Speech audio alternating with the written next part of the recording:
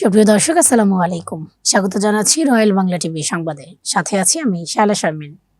ত্রয়োদশ জাতীয় সংসদ নির্বাচনে নারায়ণগঞ্জ ২ আসনে বিএনপি প্রার্থী নজরুল ইসলাম আজাদকে সমর্থন জানিয়েছেন নারায়ণগঞ্জ জেলা ন্যাশনাল আওয়ামী পার্টি ভাসানীর সভাপতি মোহাম্মদ নবী হোসেন।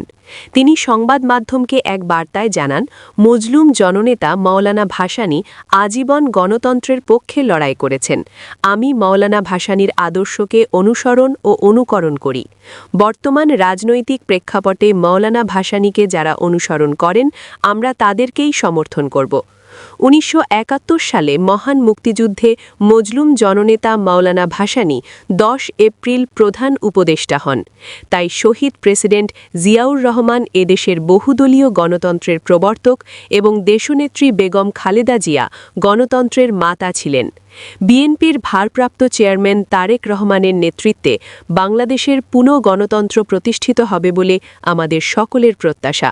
তাই নজরুল ইসলাম আজাদকে ধানের শীষে ভোট দেওয়ার জন্য সকলের প্রতি আহ্বান জানাই।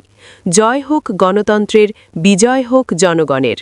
নারায়ণগঞ্জ ২ আসন থেকে বিএনপির মনোনয়ন প্রার্থী নজরুল ইসলাম আজাদ সাহেব ন্যাশনাল আওয়ামী পার্টির পক্ষ থেকে আমি সমর্থন জানালাম।